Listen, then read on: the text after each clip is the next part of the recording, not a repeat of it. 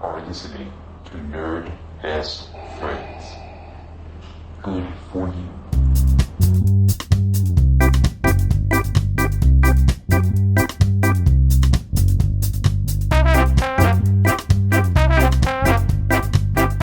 Welcome back, nerds. This is episode 13. I'm Annalise here with my best friend, Rob. Hey, it's me, your best friend, your podcast host, and your anthropomorphic animal with a katana sword. How you doing, Annalise?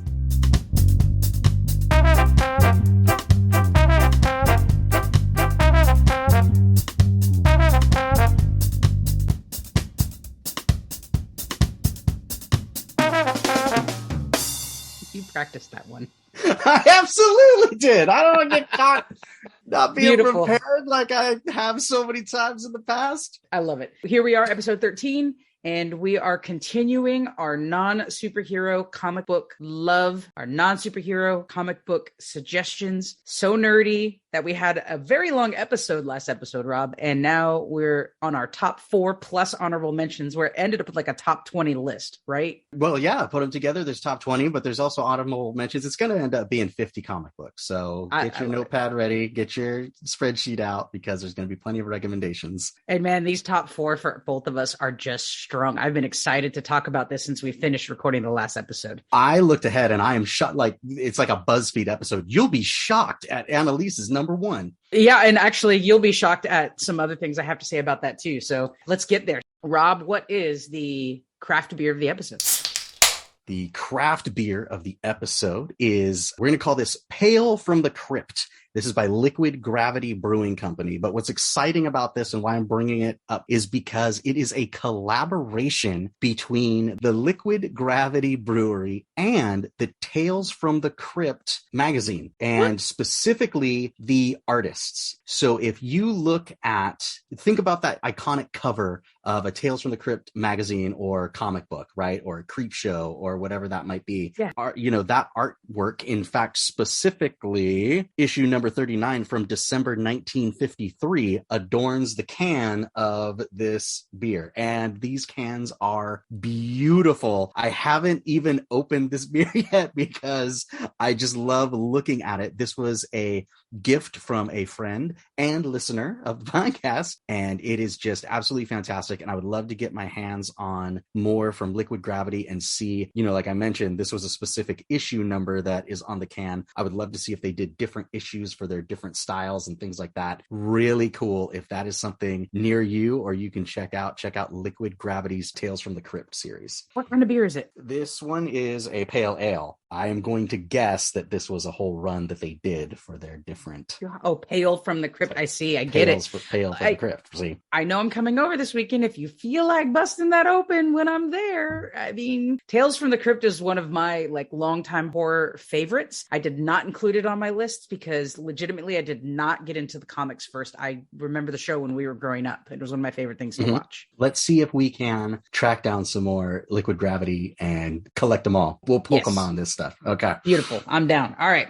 Before we get to the episode, Rob, how about some nerd mail? We did. I don't know if this definitely counts. Never mind. This is one of the best things ever. Listener Andrew sent in an email after our Batman episode. When I say email, I almost want to say doctoral thesis. He sent a huge 10 paragraph opus on Batman and why the best Batman is the Batman from Batman the Animated Series, Justice League, and Justice League Unlimited. He makes a compelling argument. And in fact, he's absolutely right. When I think of a perfect Batman, it's this Batman from the cartoons. They nail it in every sense of the way. They nail the voice, they nail the attitude, they nail the way that he interacts with the different other DC characters, from Superman to Wonder Woman, Aquaman, all the different people. He is super consistent in the way that he is portrayed, that lines up with who that character is. There's so much of it, so much breadth, that I think most people probably would refer to Batman as that animated Batman. Shame on me, because I think I mentioned the Batman the Animated Series Batman, but really, especially after being persuaded by this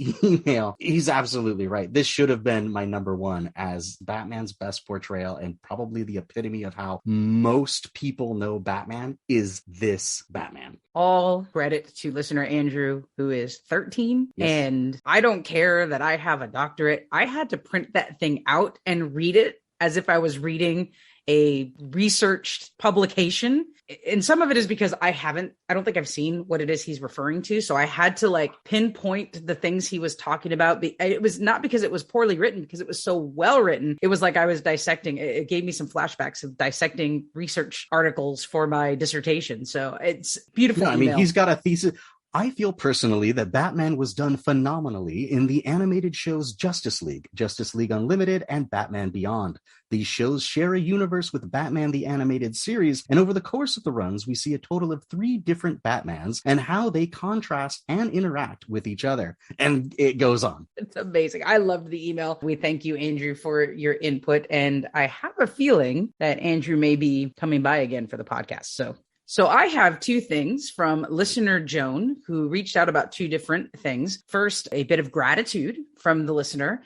She was assigned a work project to host an event, listened to our episode 22 for 22, and went into Trello boards, decided to gamify setting up this work event for her job. In doing so, created her own Trello board, but old school version, like the cards, like you were describing, if Trello was not an app. So sent a picture of these, like this beautiful display of cards of the different parts of the event and all the different tasks. And it was really, created really cool a physical one like I was describing. Okay, yes, right with on. note cards, just a physical one, a physical Trello board, if we will, for those of us who are old school and prefer not to work on the screen sometimes. So that was really cool to see. I'll share the picture with you later. And then secondly, reached out after episode 12, our first non-superhero comic book episode, about how she got into comics. And this is not something I knew, and I want to expand on this a little bit more when I get to this comic in my top 4. But there's a comic on my top 4 list that I loved so much that I shared with her. And prior to that, she really didn't get into comics at all. She read this comic and then now is huge comic fan, uses the library apps to read comics, gets comics from the library. I also believe that is something she's now bonded with her husband over, because her husband's a big comic book fan. So I thought that was really cool. And that really closes up something we mentioned in episode 12 about how we do it all digitally, virtually now, because, friends live far away. But when we were kids, it was like a Saturday morning. We had just gone to the comic book store, sitting and reading them and trading them around. We do that now as an adult. These really great pieces of art and literature that are coming out in the visual graphic comic book medium. I love it. I thought that was really cool. I just wanted to share with you. That's fantastic. It's great news. And I love that listeners are writing in and sharing their stories as well. If you don't know, like you just don't know, like there is great work, both artistically and story-wise, going into comic books. Some rely and build themselves on continuity and characters that have existed for decades. And some do an amazing job of telling you a new story with new characters in a new place in a short and easy to digest time. And there's definitely room to complain about the rising cost of comic books. Like when I started collecting comic books, they were 99 cents, which was expensive for where they started when they were a penny or they were a nickel or whatever, of course. But, an issue of Batman is going to cost you $5 off the shelf on a Wednesday. But I'm glad that the talent is getting paid what they deserve, right? Sure. These artists are working hard and they come up with great stuff. The writers are creating stories that we are referencing. We're making giant lists of things that we read 10 years ago or more that stick with us because the stories are so good paired with that great art. But we also live in that golden time, like where we can take advantage of these like online streaming services and our library apps and stuff to get that stuff that's not going to cost us an arm and a leg. But yeah, don't sleep on comic books. No, and there's been a great evolution. There's still a little bit of stigma. If you say, like, I read comic books, it still feels like some people regard it as childish or it's not valid literature. It's actually the opposite that is proving to be true. The historical value of comics, when they evolved, how they evolved, there's a lot of unknown even for us in how things evolved and how artists got their jobs early and how that evolved into what we have now, where you have your Sunday funnies are still a thing. You can pick up a Sunday paper and still have Sunday funnies. That's something that started in the 1700s to have Sunday funnies. And then you have this evolution into the medium of superheroes. And I think most people who don't read comics just equate to the Sunday funnies or superhero comics. And that's why I think these two episodes are so important, because there is this whole literature medium that's out there. I know I struggled with some academic classes in high school that now, especially history, groups like Scholastic and some of the publishers for educational volumes have graphic novels for historical stories and historical figures. I would have poured through those and been sewn into history, because I'm reading them now going, man, I would have been way more into it than this textbook that we had. Turn the page and here's a picture from 1907 and here's this. And like, it's exploded and is useful as a learning tool. It can't be understated. You said last episode, your son learned to read because of Calvin and Hobbes. I was reading Calvin and Hobbes to him because he was 2, almost 3, and he was a little scamp, and, you know, he had a stuffed tiger, and we were reading these. And then, you know, he would kind of follow along as I'd read him a few pages. And then lo and behold, he was 3 years old, and I walked into the room and he's reading them by himself out loud. And there's some big vocabulary in there too. And it's fun to see him trying to sound out some of the 5-syllable words and stuff that were in there. Yes, comics have not been a disposable medium and the low art that they started out as for a very long time. But they do still have that stigma of like, oh yeah, they come out every week and you read them and then you like toss them. But that's really not where it's gone. Like a lot of things. Somebody was talking the other day, I was listening to some other podcast, somebody was talking about soap operas, and everybody was like, oh, soap operas. And this person who is, you know, living in Hollywood and stuff, it's like, I would love to be on a soap opera. Are you kidding me? Steady work, steady paycheck in Hollywood as an act. Are you kidding me? I'd do that in a second. And it has a market of people who love it and watch it every day. You know, we think of it as like this low art form if you're not in it, right? If you don't understand. I'm going to recommend a book to our readers. It's called American Comics, A History. Got it for Christmas from my partner. It's by Jeremy Dauber. And I coincidentally started reading this book simultaneously as we were preparing for this episode. And so it's helped me really get excited even more about sharing these things with our listeners, and hoping that then we get the ripples, that our listeners share stuff with their friends and so on, so that these artists deserve so much respect for the work that they are doing. If we can be one little pin drop in the haystack of where comics are right now. So into the episode now, Rob, your top 4, and I'm going to invite you to tell us your number 4 first. I would love to. My number 4 on non-superhero comics is The Stuff of Legend by Mark Raitt, Brian Smith, and Charles Paul Wilson III. The Stuff of Legends is a beautiful standalone story. It almost all takes place in a little boy's bedroom in 1944. And 1944 is important because everything that happens is an allegory and mimics to World War II. So the boy in the story is kidnapped. He is kidnapped and taken into the magical realm of the dark, right? Because everybody's afraid of the dark. The toys in his bedroom, the teddy bear, the wooden duck, the dog with the spring in the middle, become this World War II little band of soldiers that are going out on this special mission to rescue their boy from the clutches of, you know, the bad guy that's in the dark. And so they take this journey, this trip into imagination land or the Feywild or whatever it might be, with all of the just beautiful art of everyday things that would be scary to a 6-year-old boy. So it's like artistically melded into a fantasy monster. It is all done in this sepia tone that mimics kind of the art style of the 40s or the tone of the 40s. It's very soft art, just brilliant backgrounds. The characters are all distinguishable. They all have their own attitude, like watching a World War II movie, right? There's the loose cannon, and there's the guy who's the stickler for the rules, and the one who always gets everybody back on mission, and all of this kind of stuff. And the way that they interact, it is just gorgeous. I would say that it is an all ages book, even though the more you understand about tone, symbolism, metaphor, you know, the more you'll get out of it. But it is certainly, my whole family has read it and loved it. It is Stuff of Legend. This is not one I've heard of. So when I come over this weekend, if you still have it, I want to check it out. I think it's on the shelf, unless I gave it to somebody else, but I think it's on the shelf. We'll look for it. Yeah, that sounds really cool. To be clear, is it set in that World War II era because the kid also lives in that era? Yes. Okay, that's really cool.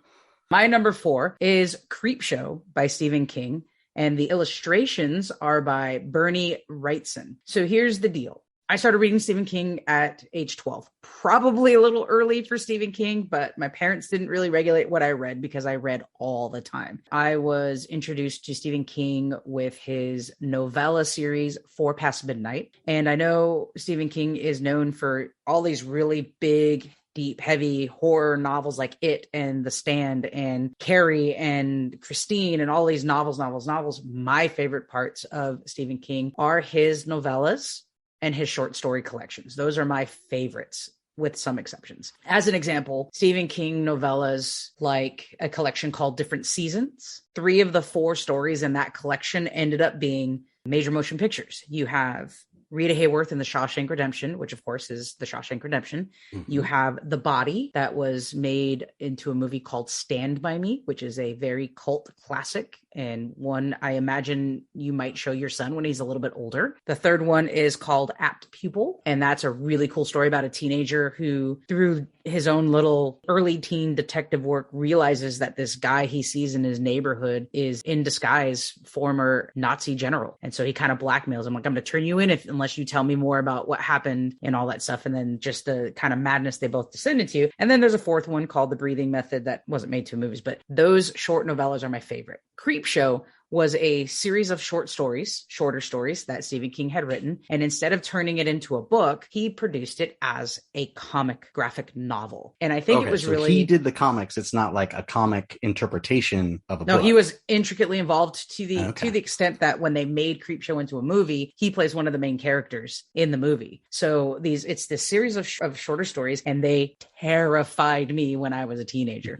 I might have even been 12 or 13. There's one that is so scary to this day, gives me the chills. These stories are just so good. The imagery is so great. I can't quite remember exactly when I read it, but I think that was one of the 2 re-switches for me, as I read The Adventures of Tintin for a very long time, started reading other books, novels, Stephen King, and then Creepshow came back along, and then I'm like, oh, there's this whole world of horror comics that I can go get from the comic book store. So it's so good. And the movie, it's aged itself, but the intent is still there. I mean, I have a beat up old copy and then like a newer copy that I hardly ever touch. I still take it out and read it from time to time. It is very good. It is peak Stephen King, grotesque horror. A couple of those stories are actually, even as an adult, still terrifying. So it's very good. Oh. Number 3, I chose something that has gained a lot of popularity lately, even though it's more than a decade old, is Y the Last Man by Joe Kelly and J.M. Ken Nomura. Y is the letter Y. It has like double meaning. The main character in the story's name is Yarick with a Y, but also there's the idea of like the Y chromosome. Y the Last Man is the story of the last man on Earth. There is some sort of terrible apocalypse, almost like a rapture, where all of a sudden, all of the men on Earth die, and they just die suddenly. Planes fall out of the sky, things are crashing, society is ground to a halt in an instant. It is just a fantastic work of science fiction done in comics. And I think what makes good science fiction good is when it asks questions and looks at our modern society, right? That's the thing, right? With Gene Roddenberry and Star Trek. And why is Star Trek science fiction? It's because it looked at what was going on in the time in the late 60s or whatever, and it put it in a context of the far, far future and out of space, and made the audience ask questions of themselves and ask questions about the world around them. And this does that same thing in, the late 90s or early 2000s, whenever it came out, of looking at women's roles in society, looking at the gaps in different careers and the way different countries do things. Like in some Middle Eastern countries, all women have to be trained and serve in their military, where in places like the United States, females in the military are still kind of seen as something taboo or discouraged. So guess who's got all the military might now, and things like the vast percentage difference between men and women pilots. Like we talked about, all the planes fly out of the sky because there's no women pilots. Why is that? And how do we train women pilots now that all the men are gone? And it goes from big questions like that, but also through the lens of this dude Yarick, who for whatever reason didn't die. And he also has with him, his little traveling companion is a monkey who's also a dude monkey who escaped from some kind of science lab. And so there's these questions of why Yarick? Does it have to do with this monkey? What's going on with this monkey? It is definitely post-apocalyptic. So you get a lot of the post-apocalyptic tropes going with people, with women forming different tribes and having different needs and how they protect their tribes and how they get food for their tribes and water. And, you know, because a lot of stuff, especially at first, isn't working the way it always worked. It is a lot of life and death situations of him running from different fractions, very similar to what The Walking Dead would do later, right? It's kind of like travel. And, you know, then there's something really scary. You visit this place where it asks a bunch of interesting questions and demonstrates man's inhumanity to man, and then somehow escape and travel to the next little vignette of that. It very much follows that kind of pattern. Really well done in a black and white ink art style that I really like from independent creators. There are definitely no superheroes in this book as he travels through the American landscape during this post-apocalypse. There was a Hulu show about like the last man on Earth, but it was nothing apocalyptic. It was just they bad did make horror. a show of Why the Last Man, and I think did it they? ran a season, and I don't think it got renewed. I don't know if that was because of pandemic reasons or because it didn't really find an audience. I didn't watch it because I heard early reviews that they got it wrong. They didn't stick to the spirit of it, which in my mind is the science fiction and asking the big questions and kind of pointing the camera back at society kind of thing. Right. They really made it about the dude character going through the world, and it didn't hit quite right. Gotcha. Not the right tone. I was referring to a different show, not one named after this comic. It's nothing like what you said, but it's the same idea. There's one man alive, but he doesn't travel. It doesn't ask those questions to society. He does like the average Joe, finds the biggest mansion he could find to live in, and he goes to all the stores and takes all the booze and food back, and he just bums around. He's the last person. He's actually last man. All the women are still here. Because women find him. He ends up like 2, 3, 4 women. And then down the line, I didn't finish watching it because I couldn't get into it. I think at some point there's another man or two that they find. But for the first like couple seasons. So really it's nothing is what you're telling me. This Last Man show really means nothing. It means nothing, but it just reminded me of that, but not as interesting as the comic book. I would say it's almost a shame that like, okay, there was a comedy that came out like that, and then like the show maybe didn't do as well. Although, to be fair, I haven't watched it. That was just kind of the tone that I heard from. Maybe it's actually great. Okay, my number 3 is My Friend Dahmer by Derf Backderf. The backstory to I'm going to guess for me, that's a nom de plume. Derf. Oh yeah, his real name is like John or something, but Derf Backderf is his comic name. So this illustrator who made his own career for a long time. Well, I'll get to that in a second. For me, why this is so high for me is it is a fascinating story. I like to read about the psychology mentality of serial killers. I find like a lot of women do, and I don't know what the draw is, but there's this whole world of educated women who just read about the psychology and the mystery. And I don't know if it like fits into the horror genre stuff and it's creepy as hell, but you look at Netflix right now and pretty much on every 2 weeks, 3 weeks, they have some other like murder mystery vignette or 2-part series type thing. Yeah, it's a genre out there of murder mystery and serial killers that's very, very popular. I don't know why. I find lots of women, and we talk about this kind of stuff all the time, and it surprises me every time because it's very taboo. So it's not like I go out there and go, hey guys, I like reading about serial killers. So when you kind of like, you throw it out there in conversations when you're talking to someone, they're like, oh, I read that too. I could spar for hours verbally over all the different things I've read. I have read a lot about Jeffrey Dahmer. I knew a lot about it, but Derf Backderf has this whole career as an illustrator, and he creates his own self-made comics and that do critically well, and he's making his way up. And the whole time he's being pressured to tell the story of his high school years because he went to junior high and high school with Jeffrey Dahmer in Ohio. He writes a mini version of it. He self-produces a mini version of it. He was never happy with it. It made a lot of money,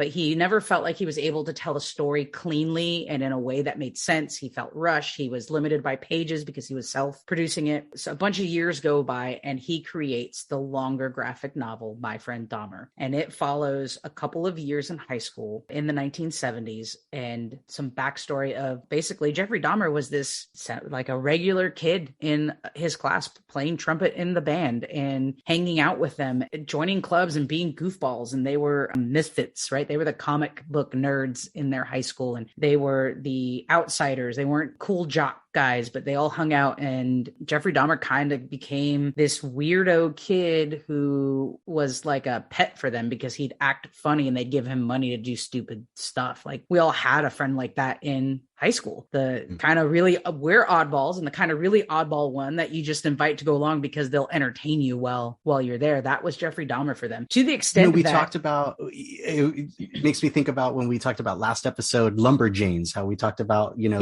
there's just everybody's kind of wacky and you just kind of like, well, that's a different kind of wacky but I'm also a little bit weird, so sure, as long as everybody's getting along. Exactly. And what I really love about the way Backderf completed the longer novel is he starts to ask some of those society questions. There came a turning point their junior year of high school. Jeffrey Dahmer started to become more reserved. He would carry around bottles of booze in a briefcase and reek like booze all the time and not be at class. He would sneak away and just keep drinking. And if you skip over to when Jeffrey Dahmer in jail eventually started talking about stuff, he was talking about like he had dark thoughts at the time and he didn't understand them and there was no one there to help him. His parents were getting divorced and they ignored him because he was older. They paid attention to the younger brother. Nasty divorce proceedings. They were fighting over the younger brother. He was 17, so they kind of left him alone. He was 16. They left him alone and he didn't know what to do, who to go to, how to battle those dark thoughts. So he just started drinking. And drinking and drinking and drinking. And he couldn't get through a day without just being drunk the entire time because these thoughts were consuming him. So Backderf really raises the question, where were the adults at the time? You and I are in education. If we saw a kid like that, we have been trained to address it. But that wasn't the case in the 70s where, Backderf writes some screens of a teacher talking about rolling joints with kids. And, oh man, I'm so hungover. Like the 1970s, end of the 60s, going into the early 70s was such that free spirit time that Backderf questions where the adults were, where were his parents as he was descending into this. And he also makes it very clear.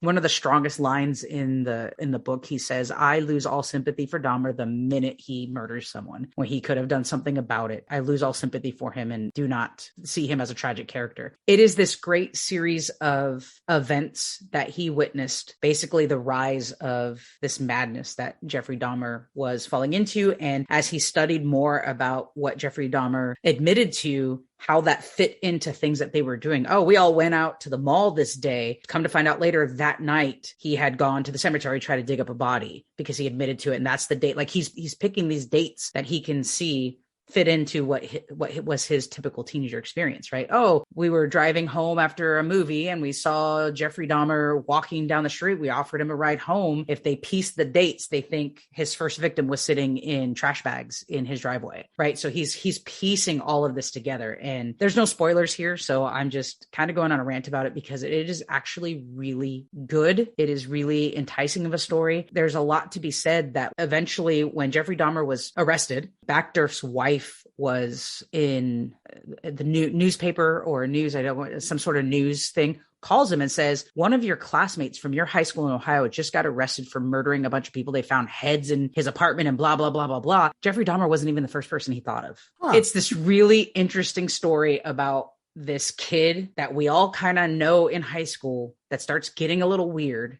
And when that goes unchecked, the possibilities of what could happen and what could have happened if someone just reached out to him. And that's the general point of the story. It is so good. I highly recommend it for anyone even loosely interested in putting a very vile, horrible serial killer into his formative years and that descent into madness that was happening around other teenagers who didn't know what to do about it. So subject aside, how does this comic do? Because it sounds like, because you're talking about things like, piecing together these dates and looking back. Does the comic jump like a documentary would with like interviews and information and then reenactments? Or is it told as a linear story?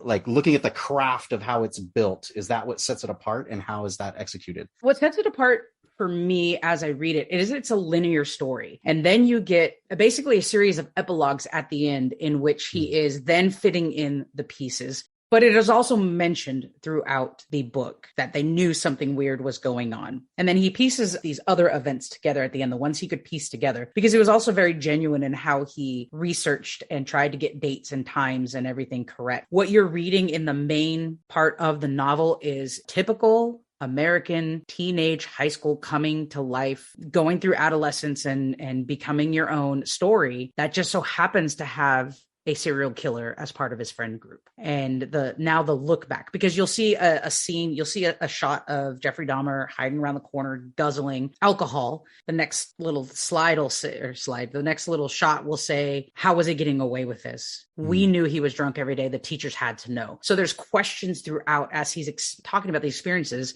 I mean, they had the Jeffrey Dahmer fan club. He was part of their friend group. So he's describing it as a teenager's point of view of growing up in adolescence and wanting girls, and then noticing as they're progressing towards graduation, Jeffrey Dahmer's progressing away and getting deeper and deeper to whatever's going on with him. And then you get this series of epilogues where here's how I've pieced together some of the events. And then you get more pages of illustrations that describe what I was mentioning before. We're like, on this night, this happened. And if we put the dates together, it sounds like this is what was going on for him at the time. And at this point, this point. So he does a little bit of both. But if you read just the graphic novel, it is a linear story that has little pieces like, how was this happening? Like an annotation almost by the author, or a little not breaking of the fourth wall by the characters, but like an annotation that kind of runs along it. Correct. For the narrator's voice.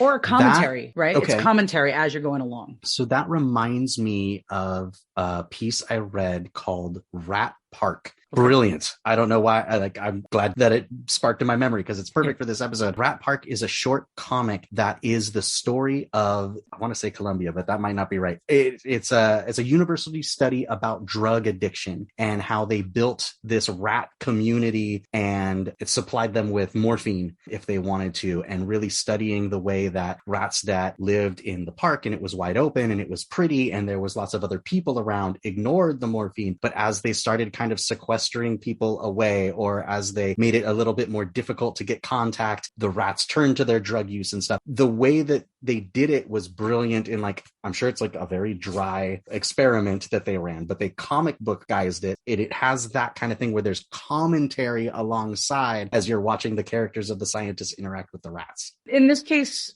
the commentary's in the script of the book. It's not on the long side. It's not an annotation. It's not like a bullet point to look at the bottom of the page, but it's in there in a way that's very smart. So it's not documentary type. It's linear story. And by the way, we noticed this. It's retelling of a story about this time they all went fishing and Jeffrey Dahmer pulled out a pocket knife and just sliced up this fish, and they're all staring at him like, what the heck are you doing? Right? It's just looking at these experiences he had with someone who became a serial killer as an adult, saying, this is an event that happened. And oh my gosh, we didn't see what was really happening. In the same way you or I can talk about high school experiences and say, oh, you remember when we did this?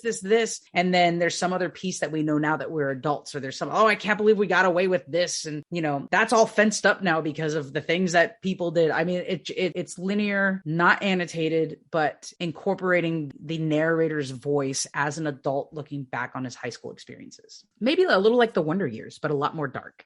Oh, interesting.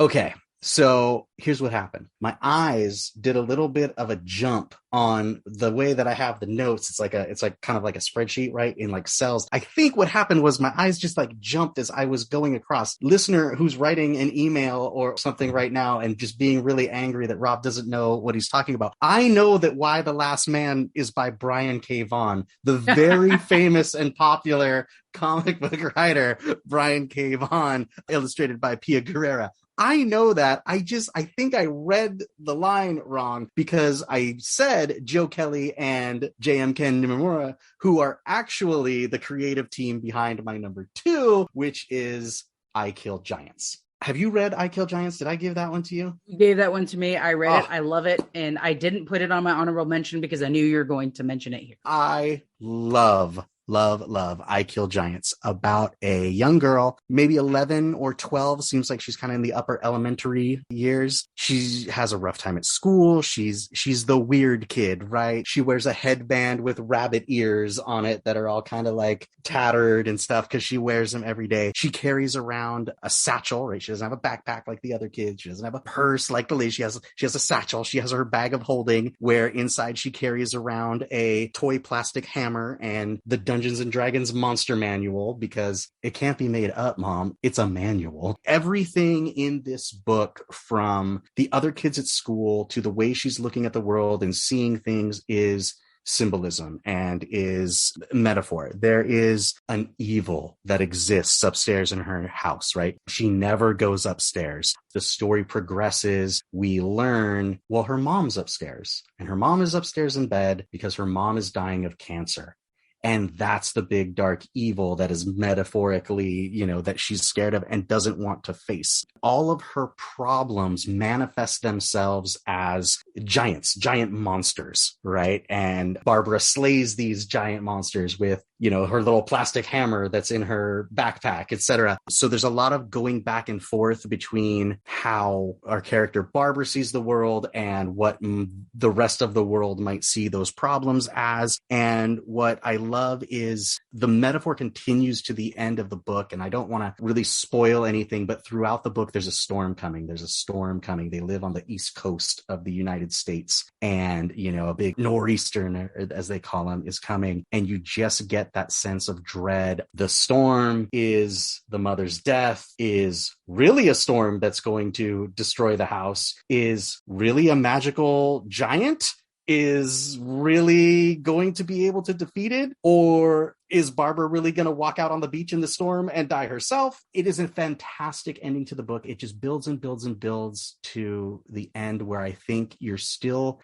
not only can you still question what happened at the end, but you can kind of write your own ending to it based on the evidence that is given by the authors. It's just absolutely well done. The art style is unique and awesome. They did make a movie of I Kill Giants, and I would say that it is good. It is a well done interpretation. Because of the nature of movies, it has to tell the story. It has to show you the story, and it leaves fewer questions, I think, which is really kind of at the heart of the fantastic ending of this story. But I Kill Giants, can't recommend it enough. Really, really good. I thoroughly enjoyed it.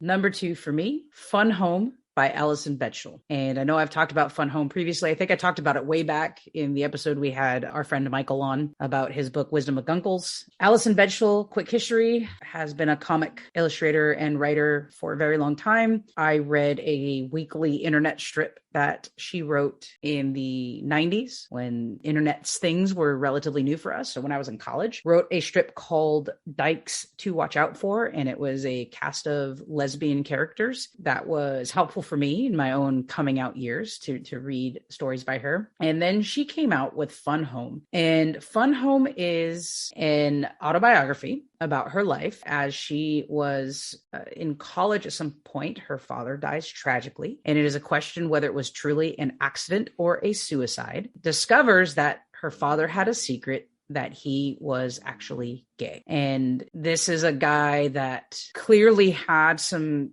darker issues going on in the way he approached Allison when Allison was coming to terms with her own sexuality, in the way they lived in their home and how he terrified them. Never physical. He didn't beat them. He didn't hurt them. But there were definitely things going on for him that as a child, you don't really know how to place. It is called Fun Home because they live and work for the family funeral home.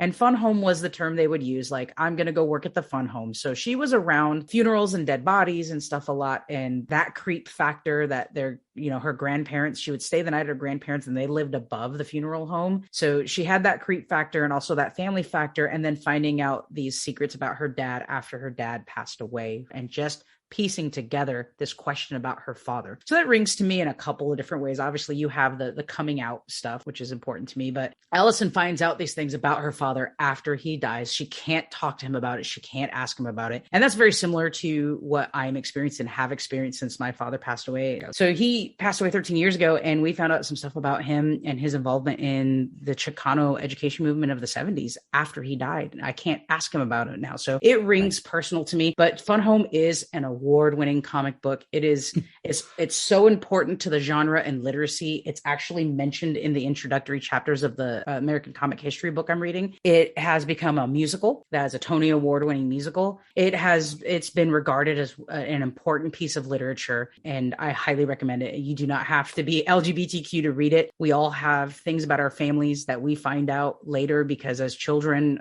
we're either shielded from it or just don't know how to see it.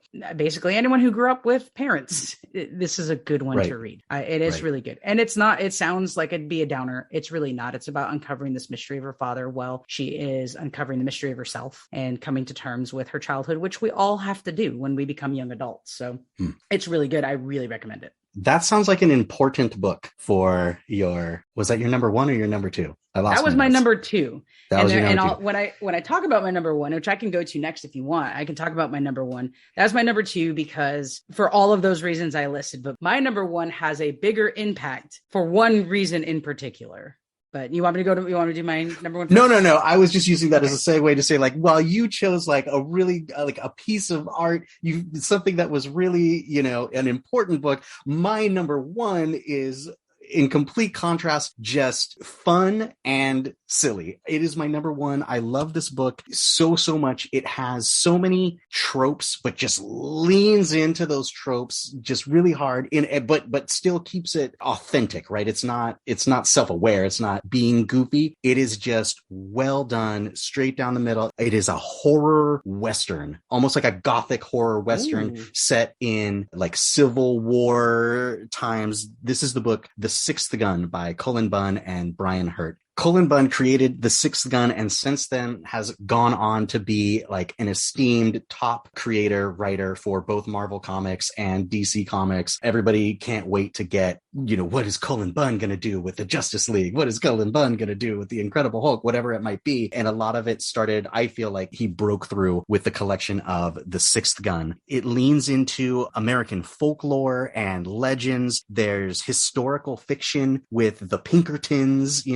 the federal agents around the time of cowboys and the Civil War. It delves deep into the mystery of America and the cults and the secret societies, right? So if you think of things like National Treasure, which was kind of a takeoff of like the Da Vinci Code kind of stuff in Europe, like you get a lot of that stuff, but in real time, not it's the year 2010 and there's a secret compartment under the Resolute desk kind of thing. It's the like, oh, well, clearly we'll make the secret compartment in the thing so that people, for the purpose, like it's happening there. So that's really fun if you're kind of into that stuff. It is full of monsters and magic from all kinds of different cultures. Like we see the Wendigo from Native American culture. There's a time when they're in the South and they're going down the river and there's a Jamaican man in the top hat at the fork in the river and you have to pay him off in rum and gunpowder so he'll tell you which way to go. And it's just brilliant. The art is super cool. It's got a great premise where there are 6 guns. I wrote down, the first gun strikes with ungodly force.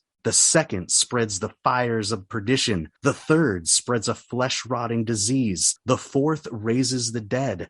The fifth provides eternal youth and the ability to heal from any wound. And the sixth gun gives its owner the ability of prophecy, to see the future. So we start with, it's just tropey tropes aren't bad, especially when they're done well, right? The farm girl who's just this beautiful diamond in the rough. Her elderly father is dying on the farm and she's going to be left all alone. And he passes to her upon his death one of the guns, right? One of the 6 guns. It's the one that can heal. And so after his passing, of course, Drake Sinclair, the Pinkerton, who kind of is introduced as he's going to be the protagonist of this story, story. But of course, we learn that he is very flawed and is, I wouldn't say he's an anti-hero, but he's no knight in shining armor, is going along and he's trying to collect these guns. They go on an adventure to go collect the rest. They meet all kinds of fun characters. There is another force working against them, which is this, gosh, we were talking about it in the last one, kind of that idea of like the boss hog type, archetype, right? Who kind of runs the small town, right? Yes. Like you don't really have an official elected position, but you're the boss. Well, this person is kind of the matriarch of that. And she turns out to be like an undead witch. And she's trying to collect the guns so they can remake the world. And there's a race to the sixth one so you can see the future and find out what's going to happen. And what's nice about it is it's a closed story. It's long. I think it might be 8 volumes, but it tells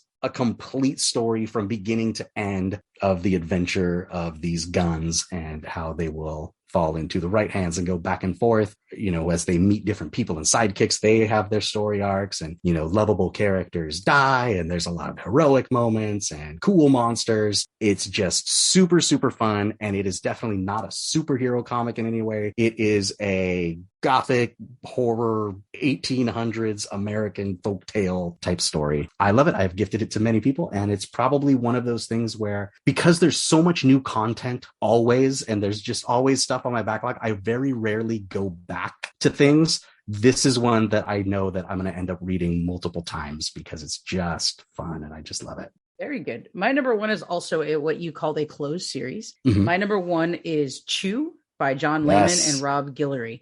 And if you have not read Chew and you are a fan of non-superhero comics in any form, this is a great one to read. It's so weird. It is so great. Like, okay, so the only kind of similarity I can think of is not in themes or story, but if you know anything about Harry Potter and how that was all created, you could call up the author and say, hey, I'm interested in writing a story about this one character. What can you tell me about this one side character in Harry Potter? And the author can provide a family tree and a whole historical background of that family and why they're this and why that student ended up at Hogwarts. Like Tolkien would be the same way with like yes, there's a universe, whole universe that can continue to expand that was already created as or before the books were written. Chew is like that. There is this whole universe of people that have these powers around food. And I don't know how to pronounce them, to be really honest with you. I read the whole series. I don't know if it's sebopathic or chibopathic. I don't know what the pronunciation is because I've actually never heard the author talking about it. But how do you spell it? Chew, Cibopathic.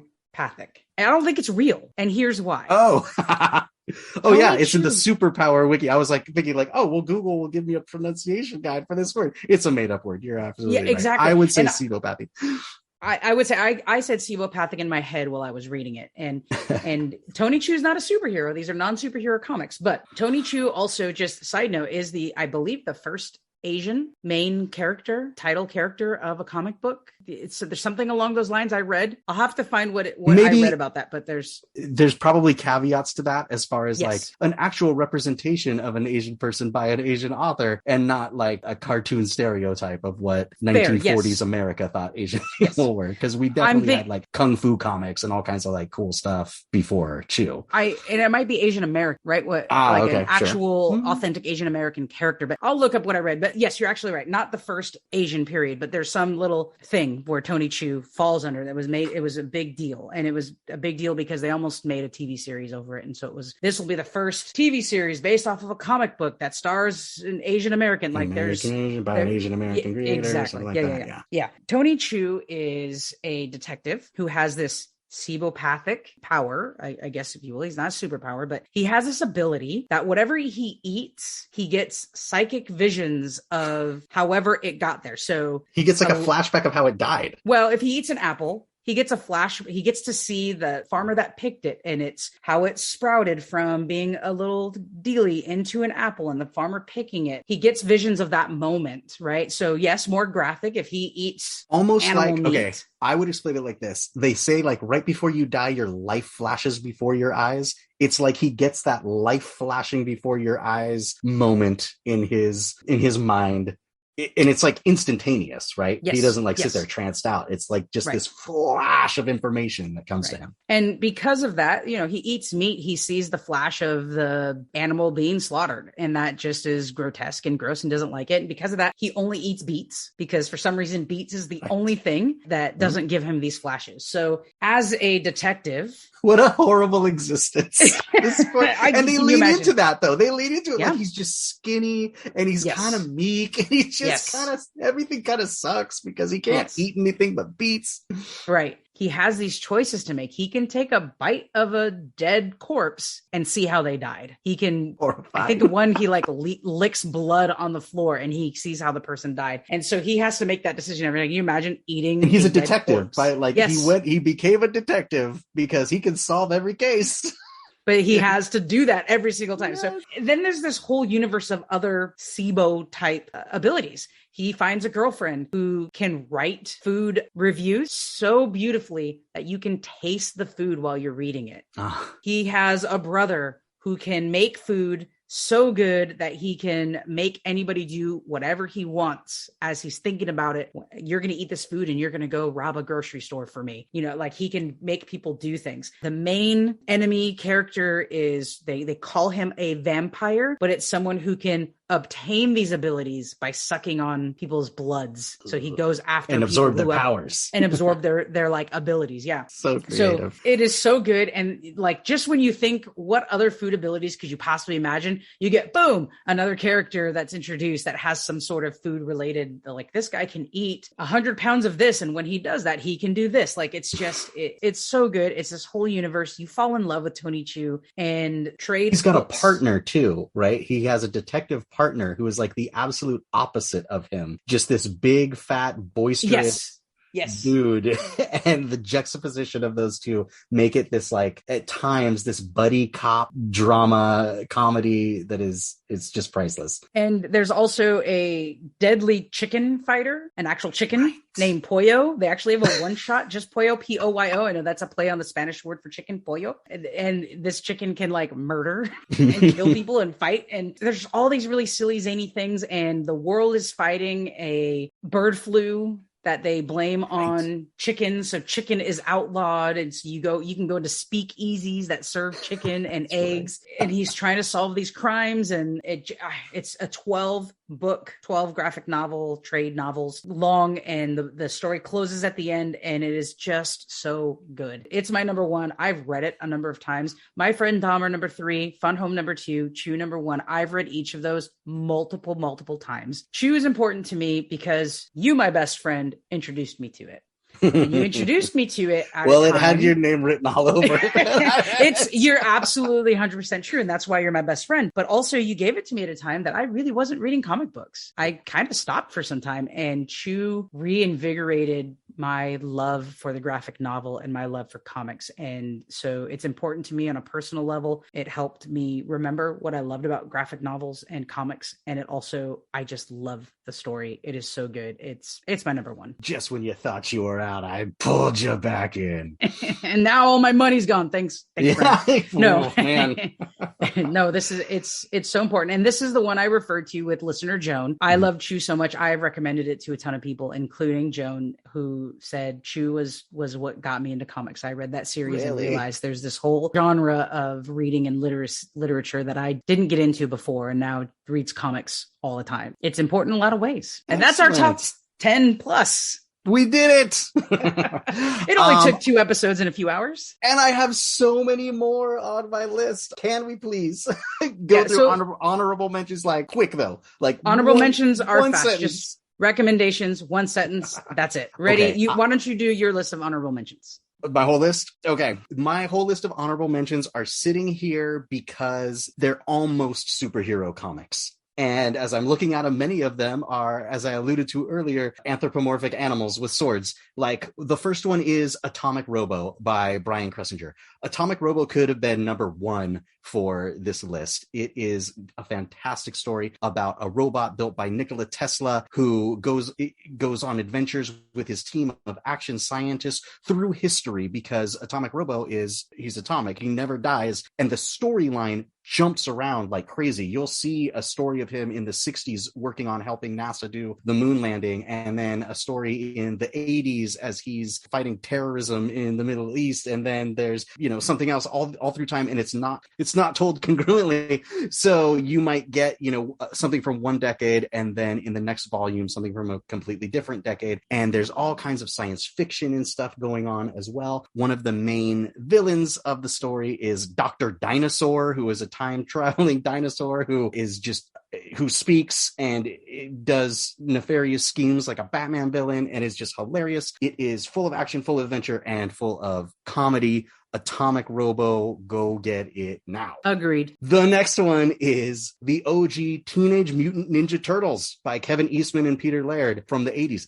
Are the Ninja Turtles superheroes? I wasn't really sure. That's a close call. It definitely presented itself at the time it was written as a parody of superheroes. Fun fact for anybody who doesn't remember or hasn't read it in a long time. The turtles are being held by a kid in a bowl, and he's walking down the street, and a truck full of like nuclear waste or radioactive goo or something swings around the corner and like crashes, and the kid drops the turtles and the goo and all that kind of stuff. The reason why that happened in the original Teenage Mutant Ninja Turtle comics is the truck swerved to avoid an old man, and the old man was being saved by a blind man with a cane, and it's a different perspective of the Daredevil #1 origin story. Like, it shows like a blind dude with a cane, you know, pushing an old man out of the way of this truck, just like in the Marvel comic Daredevil. That's cool. There were all of these kind of nods to that. Same thing with, you know, the big villain organization of ninjas in Marvel comics is the Hand. Well, in Ninja Turtles, it's the Foot Clan,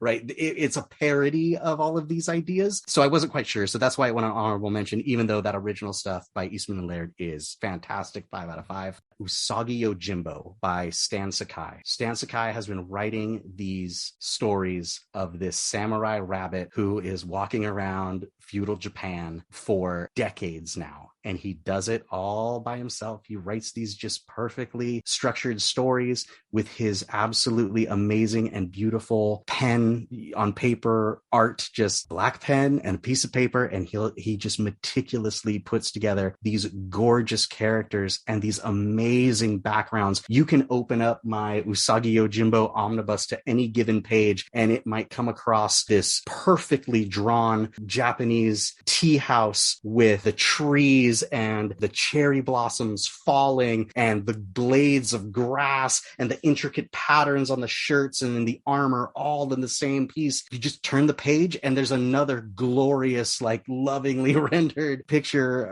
right after that. Stan Sakai is still producing new content for Usagi Yojimbo Day. He is an old man, and it is really fun to see him on Instagram or those other places and just appreciate the craft and the work, and how he, again, as a Japanese immigrant to America, was able to take this amazing talent and turn it into a career that has, in my opinion, made the world a better place. And then the last one that I will mention is Bone by Jeff Smith. I think Bone is the modern day Tintin. When I am in elementary school libraries and kids are pulling those comics that are kind of like hardbound, like hardback comics off the shelf and reading, it is Bone by Jeff Smith. And Bone is absolutely charming. These characters and their little adventures and their personalities, the coloring and saturation is very friendly and fun to look at. There's a lot of it. So those kids go back and they'll find Bone #1 and they'll go back for Bone #11, you know, at that time and go through the whole series. I work at a lot of different schools and facilities, and Bone is that one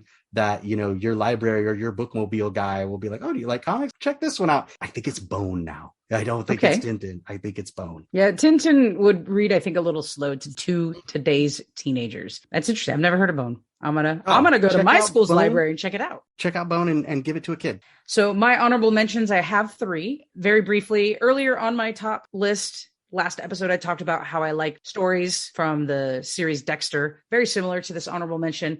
CSI, I'm a fan of the shows and the crime solving kind of nerdy stuff that happens in those shows. There is a series of comics. The first series was written by Max Allan Collins, Matthew V. Clemens, illustrated by Gabriel Rodriguez and Ashley Wood. But there's a ton of them, just like there's a ton of canon for Star Wars. This is the one that I saw on the list that I was like, and number one will shock you. I would not think a CSI comic. Aren't there like a million episodes of that show? There are, what but are even they doing on the even comic?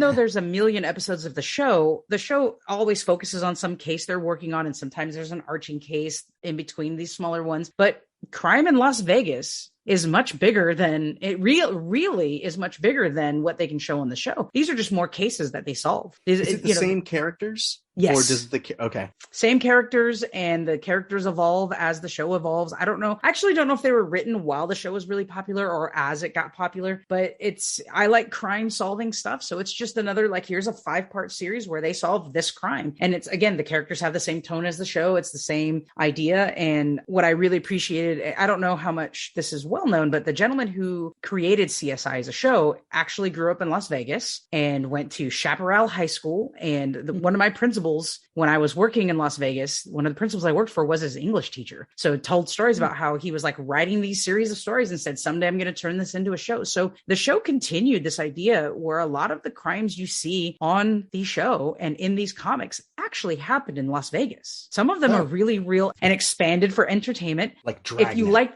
the names will change to protect the innocent. Just like that. And I mean, if you can give me a Dragnet comic, I'm in. Let me have more of that. Well, it would have been the same idea, right? Dragnet, they solved some crime, and then in between, they would solve more crimes. You watch a weekly show, there's a million episodes of it. There's still more crime that you can write about. And there's some really great stories about things that the characters outside of the show solve these crimes. I really like them. I highly recommend them if you like the show CSI, or if you like crime solving nerdiness and people in labs and stuff. The next one, March, Andrew Aiden and John Lewis. Yeah, this is an award-winning series about the civil rights movement, Martin Luther King and the Freedom Riders and the Freedom Bus. It is beautifully illustrated, stories that we don't hear when we are learning in school and that ethnic study classes is now making up for. This is a great graphic novel. I think it is an option in ethnic studies class to read. For those of us who grew up at a time where history wasn't fully told with all of the stories, for us to be able to learn these stories about the people, besides the big names, we know Martin Luther King Jr., we know this name, we know this name, we know this name. There's all those other people that just go unnamed who were very pivotal to the civil rights movement, especially for African Americans. My last honorable mention is the comic book Dr. Horrible and Other Horrible Stories. It is written by the brother of Joss Whedon, Zach Whedon. So if you don't know... he does comics. He also did a bunch of work on the Firefly comic, I believe. Yes, exactly. If you don't know about Dr. Horrible and the Sing-Along blog, look it up. It is amazing. The story behind it is amazing. Joss Whedon had it written, and then we had that writer's strike way back in like 2008, whenever it was, 2009, whatever it was. And he got some very prominent actors to create this thing out of it. He paid for it out of his pocket because everything in Hollywood was shut down. And he came up with this online series. I think it was 3 series long, and each little vignette's like 20 minutes. It is a reverse superhero story, which is why I included it. Because Dr. Hero is not a superhero. He is a villain. And you root for the villain. But he is the protagonist of the story. Correct. And you do not root for the superhero who is Captain Hammer. Captain Hammer's a jerk. Played beautifully by Nathan Fillion. But that's right. That being said, Dr. Horrible was so popular and did so well that Zach Whedon came along and created a comic book of these short stories outside of what you know in the Sing-Along blog 45-minute movie. It is Dr. Horrible as a child and how he went from being a superhero fan into hating the superheroes. And it's about the evil League of Evil, right? And naming who those people are. And it's hilarious. And it is so good. And it brings characters that are just mentioned in the Sing-Along blog and brings them to life. Gives you their edgy backstories of why they became villains and what their deal is. Yeah. It is so good. And as I looked up to make sure I had the name right and make sure it was Zach Whedon, I didn't know there was a second edition. I'm going to be, once we're finished, I'm going to go buy that second edition or look it up in the library. Amazon cart as we speak. Oh my gosh. I had no idea. But I found the first one on accident, and I've read it. I don't know how many times. I love it. Those are my honorable mentions. I know there's many more. We just can't talk about them forever. All right.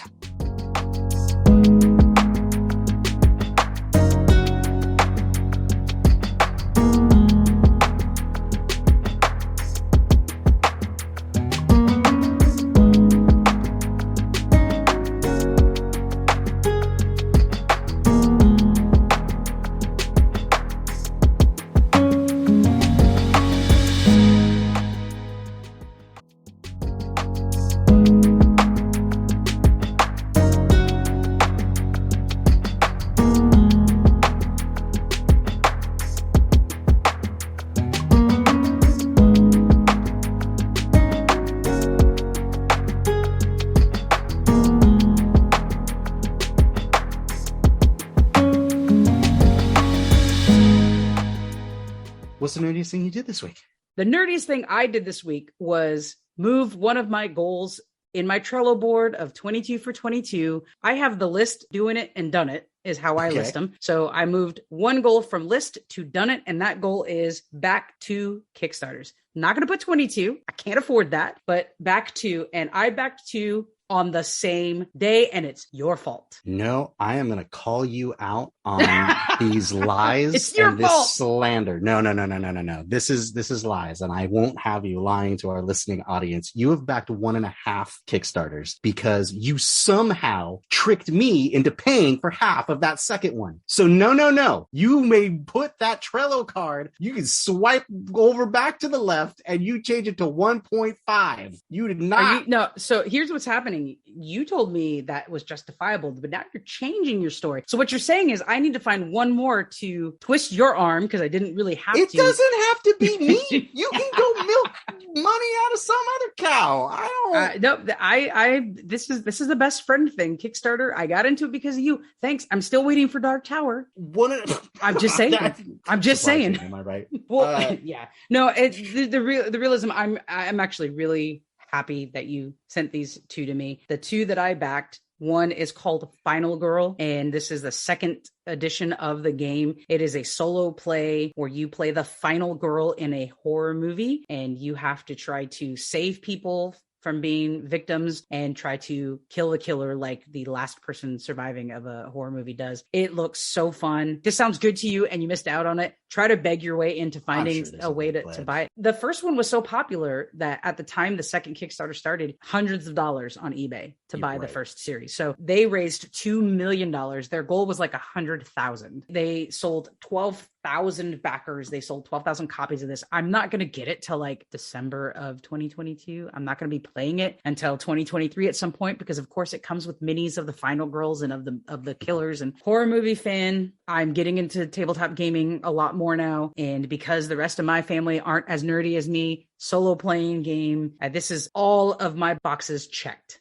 All of them. This is a good one because I don't believe it's from like a big company or anything, right? Like this is an actual creator-owned thing. I think they're a teeny tiny company and only became a company because the first Final Girl was so popular. They mention in their description that the pandemic created this rising in interest of solo play games. Final Girl came out just at the right time because any other time except for pandemic in 2020 when people really weren't going anywhere might not have been a thing, and it became a thing. And now this second series, the boxes are creative. It makes it look like the game mat is in what they make it look like a box that looks like a VHS player, and each little story that you add to the game board looks like a VHS cassette. Like it's really thoughtful, really well done. And again, every box, horror genre, solo playing, tabletop gaming, and the combinations. You can take a killer from one and a location from another. There's hundreds of combinations of this game. I'm going to be playing it until I don't know. Forever. And I'm never going to get all the combinations. I was checking the site and they do not have a late pledge button. So we'll let you know when Annalise gets it. And that's the time you're going to want to go to Miniature Market or Amazon and try to grab it for yourself, if that sounds good, because it'll probably sell out quick once it goes to retail as well. If you're a listener and you're a gamer and you like tabletop gaming, go find the videos. There's plenty of people who do the content of playing the games and displaying it. There's lots on YouTube of the series, the first series, and shows you. It's so cool. I can't wait to get it. So I give you some nonsense about being unhappy about it. It was very expensive. That is also why I am a little broke. But the second game is a Marvel Zombies. So this is actually, I don't know if you and I could have created a perfect game because it's my horror genre fan and your Marvel superheroes fan, and it puts them together. And the pledge levels for this were ridiculous. We actually had to meet for dinner at Rusty's Pizza and talk about where we're going to pledge, where we can afford to pledge and pay half each. And Andrew came with us to talk it through with us and beat us in video games. So this one is Simon Game, which board game people will know. They are a gigantic company. Like they are the leaders in miniature tabletop gaming. And this is what they do now is when they come up with a game, they put it on Kickstarter, which is basically just a pre-order for them because they're a huge company. Because they're going to make it. They produce hundreds of miniatures for all their games, and it gets out of control. Their flagship game is Zombicide. And there are just tons and tons of versions of Zombicide and expansions and reprints and all kinds of stuff. That's where they got their start. And so this was Marvel Zombicide, basically. I love the minis of the Marvel superheroes as zombies. I love the level we pledged was a, pretty low level, but we're going to get the basic game we as had well to rein as, it in. Yeah. I've made this mistake before with other CMON games. The pledge level we picked was good because you can play as the zombies to take over the world, or you can play as part zombies and part humans trying to battle each other and see who wins. I'm excited for that one too. So that's my nerdiest thing. How about you, Rob? No, I'm still only counting it as 1.5 for you. So take that. Noted. Noted. Listen, it was only like January, so something else is going to come along. I stopped reading my Kickstarter emails and I took it off my browser. I am not looking at Kickstarter. You'll probably be better for it. Okay. I am going to have to tell the story of the nerdiest thing I did this week. And this is ridiculous. Okay. So I've been talking on the show, episode after episode, organizing my game room. I got to get this thing done. Well, by some supply chain miracle, all of my furniture finally came in. I built all my cupboards, my display cases, like the wall is all nice. And I'm taking everything out and trying to reorganize it. All of my gaming terrain, my dungeon tiles, all my 3D prints, of which there are just hundreds. To put it in context, I think I have burned through 4 different 3D printers because they just never turn off. They're always running, printing something for gaming and for my dumb hobbies, just tons of it. And it was all stored in like ranging from small to medium to very large clear storage bin type things. But I had found from recommendations from other nerd YouTube channels and stuff, the company called Really Useful Boxes. And the really useful boxes yes, are just, they're super smart because they are clear, so you can see in them. They are perfectly rectangular, unlike some storage bins where like the lid is larger than the base. So you're taking up a huge footprint on your shelf, but you're not getting the maximum storage. These are actually like flat and square. They have rounded edges and they stack perfectly on top of each other. And when you get the different sizes, they still stack perfectly on top of each other. They are, in fact, a perfect fit to go 3 across and 1 deep exactly on all the cabinet system that I bought for the game room. Before, I always had to order these from the UK. They're like a English company. And so when I wanted them before, I would start putting them in my cart until the shipping changed, and then I would subtract 1. And so I was kind of getting them like 8 at a time or something like that. And they were pretty expensive because the shipping was hard. And then recently I found out that they were now available at Staples. Oh my gosh, this was great news to me. Game over. So I had this idea, so how am I going to calculate what I need for all these covers? Because I know how many will fit, but I want different sizes for the different collections so that things can be organized and not mixed. I've got an idea. I'll just take all of my junk, all my 3D prints, all my dungeon tiles, all my stuff that's in all these wonky misfit storage containers. I'll put them in the back of the car and I'll go to Staples and I'll go in and I'll buy some and I'll organize my things. And then if I need more, I'll go back in and I'll do all this just in the parking lot at Staples. Instead of buying a couple, taking it home and seeing what fits what. No, because that's just why would you do that? I knew I wanted everything in these boxes. I wanted it to be uniform. So I start loading up all of this stuff in the car, and I'm just giddy with excitement. And I drive out to Staples, and I go in, and I'm looking. I'm like, oh wow, they've got a lot. They had more than I thought they would, and very cool. And so I kind of like buy 2 of each size, and I go back out to the car, and I've got the shopping cart with all these boxes, and I start organizing them there in the parking stall and stuff. Like, okay, great. And I'll go and I'll put this one in here. And then I started thinking as I was going through them and emptying these boxes, I'm like, oh no, I forgot that one set. I left it over on top of that other shelf. And oh, I wonder, now that I'm seeing how well they store things, that other thing that I left on the shelf at home, I wonder if that would fit in them too. And I wonder about if I needed to, like, for like card collections that have boxes, I could put those in so I went back in Staples with a new cart and I bought every really useful box that they have.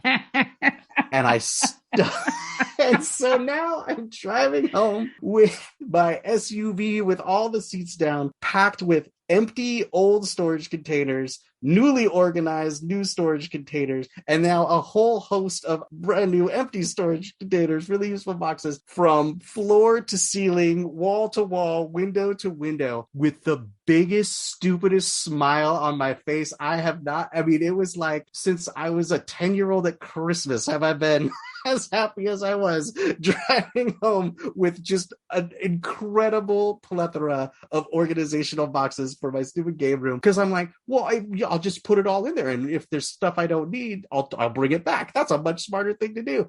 And I was just like doing the happy dance all the way home with all of these dumb boxes for my game room in the back of my car. And that was you were doing that happy dance so loudly that you sent me pictures. Look at my car now. Look at my car now. Look at the game. Look at this shelf. You guys, I love my best friend, and I love these messages. Oh, I have no doubt. You probably sent it. You probably had your like boom, boom, boom, boom, boom, boom, boom. And then probably at some point said, I should just make a list of my nerd friends that I'm sending this to. It's amazing. But I'm going to a fast tip. I learned about really useful boxes because of the Container Store many, many years ago. So if you need a large bulk, larger than our staples here in town, Container Store over in they Oxnard. Have them there? Oh, we don't have one. That's how I found them. So I didn't know that they were there. I was ordering them. Oh, but yeah. So that's my embarrassing story of the nerdiest thing I did. Nothing embarrassing. Organizing is great. Container things are great. Okay, so that was my ridiculousness.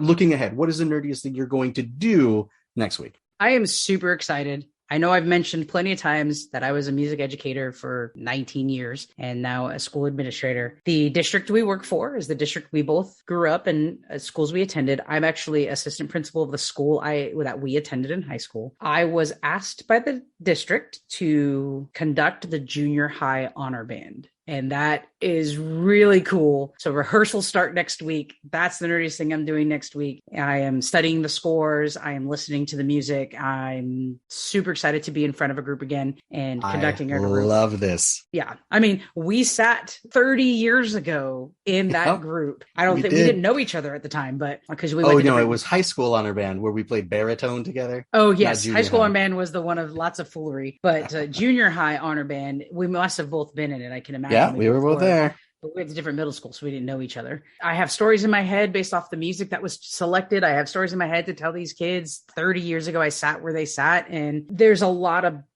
to say about being back in the neighborhoods that we grew up in and being back in an educational management leadership level, and to be able to give back has been very special for me in everything that we're doing. And this one is extra special. And I'm really looking forward to it. Super nerdy. I'm going to be conducting. I'm so happy for you. That sounds so much fun. I had, not the same, but a little bit of a taste when my last year classroom teaching, our music teacher, who Brett, was going, he was going to be away for a week doing something. And, he was going to get a sub. You never know what kind of sub you're going to get when you're a music teacher and stuff.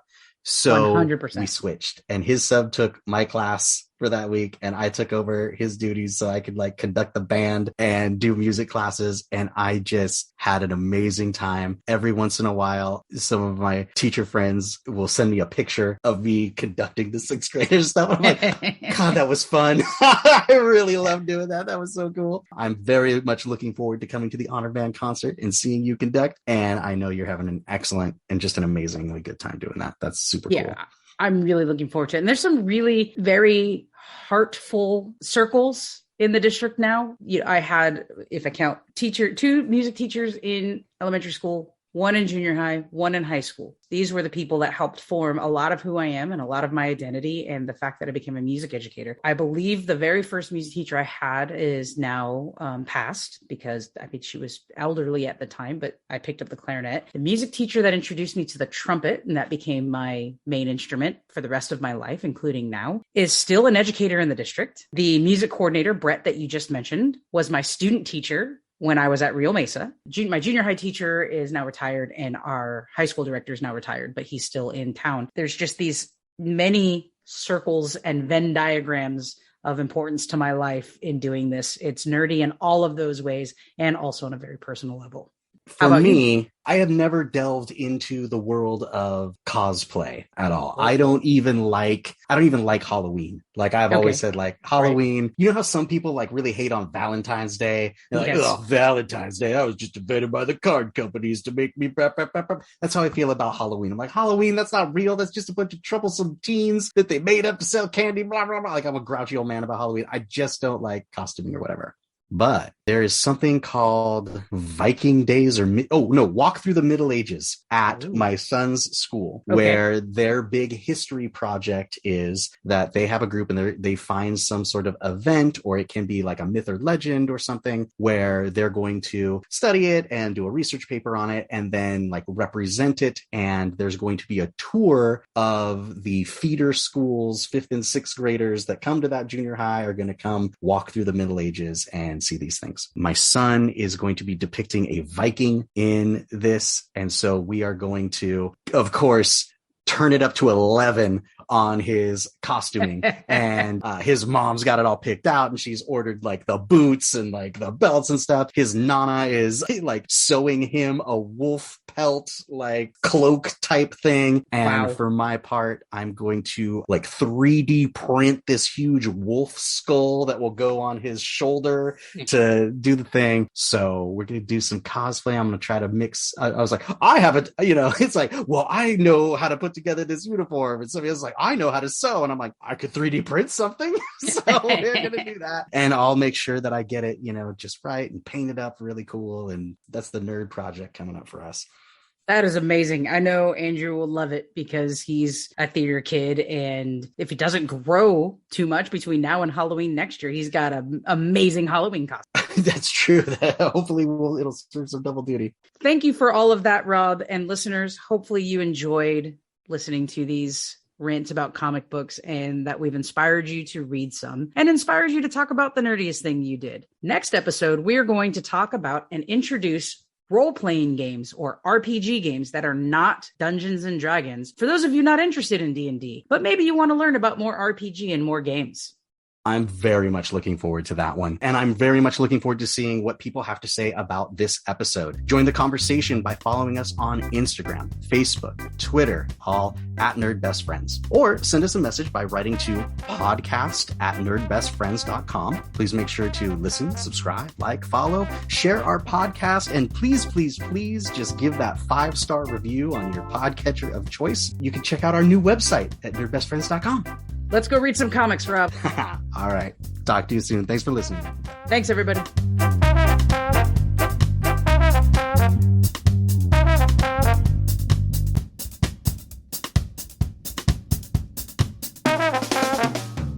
My last horrible mention. I love it.